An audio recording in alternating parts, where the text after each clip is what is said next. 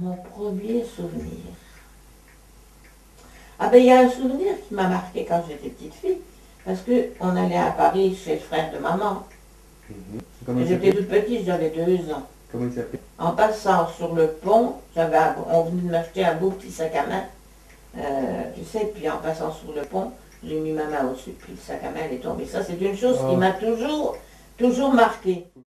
Non, tu avais des études comme maintenant, et puis si ce n'est arrivé à un certain niveau de classe, on t'apprenait quand même à coudre, à crocheter, à faire des trucs comme ça. Il y avait même les départements. Et c'était du bœuf à bas, hein. Et je te jure qu'on y revient, parce que le bœuf à bas, pour apprendre à lire, c'est beaucoup mieux que ce qu'ils ont inventé. Hein. D'ailleurs, ils y reviennent au bœuf à bas. Hein. Non, je pense pas. À cette époque-là, on n'apprenait pas la langue étrangère. Qu'est-ce que tu appelles de la biologie? Ben, découper des grenouilles, des yeux de bœuf. Ah non, non, vous n'avez jamais fait ça? On ne faisait pas de choses comme ça. À part l'histoire de France et puis tout ça, je dis, les départements, tout ce qu'on pouvait, la lecture, bien entendu, l'écriture. Les plantes, les animaux, le corps humain, tout ça, vous n'avez pas fait? Non, ça, je ne faisais pas. Non, je ne faisais pas facilement de bêtises. C'est pas pour me donner des gants, mais je ne faisais pas facilement de bêtises. Non. Comment elle s'appelait? Sœur Thérèse. Sœur Thérèse. Mais comment? Je sais pas. Et elle m'avait pris en amitié parce que j'ai pleuré toute la nuit quand je suis partie là-bas. Alors elle est venue s'asseoir sur le bord de mon lit, puis elle a lu son bréviaire. Enfin, c'est pas un bréviaire, mais enfin ça.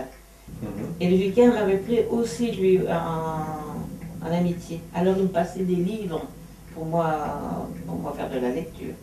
Et Sœur Thérèse le savait, et en dessous de mes draps, je lisais le soir, tu comprends. Les rois, les reines et tout ça. J'ai toujours suivi toute ma vie. Par exemple, on regarde la principauté pas la principauté de Monaco, la principauté de Belgique, par exemple. J'ai toujours suivi, tu vois, cette famille de rois et de reines que j'aimais énormément. Ah, j'aime pas la reine d'Angleterre, pas du tout. Hein. Ah, alors là, c'est encore pire depuis que la Didi est morte que je peux plus avoir la reine, moi. Je trouve que c'est une enfant qui a été très malheureuse, très malheureuse. Ah oui, moi, la Didi, pour moi, c'est quelqu'un. Hein. Ça t'a fait quelque chose quand elle est morte? Oh voilà, là, j'ai pleuré. Tu as pleuré? Ah, j'ai pleuré quand elle est morte. Ah oui, j'ai pleuré quand elle est morte, parce que j'ai dit, elle n'est pas morte par accident, elle est morte parce qu'on l'a tuée. Ils l'ont tuée. Je suis persuadée qu'il y a eu quelque chose. Pourquoi ils l'auraient tuée? Eh bien parce que justement, elle voulait quitter tout, et puis se remarier avec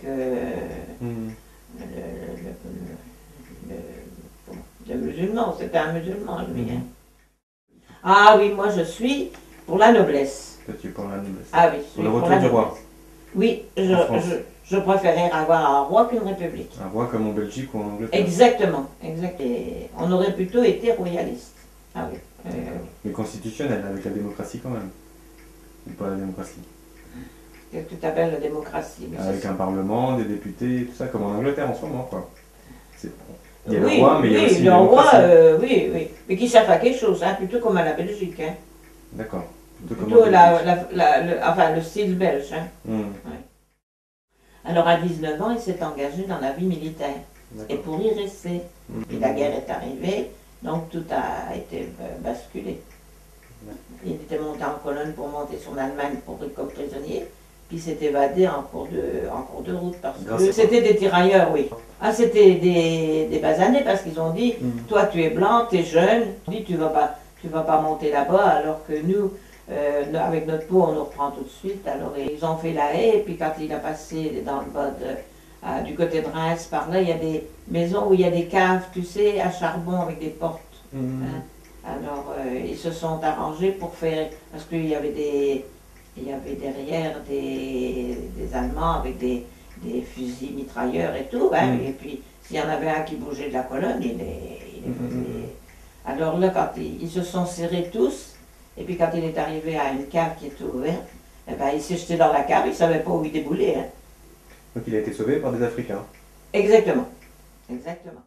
Mais ce que j'aimais beaucoup aussi, c'était la géographie. Alors, Les sites, je sais pas, moi, comme je n'ai jamais voyagé, je me faisais toujours la montagne, la mer, tout ça.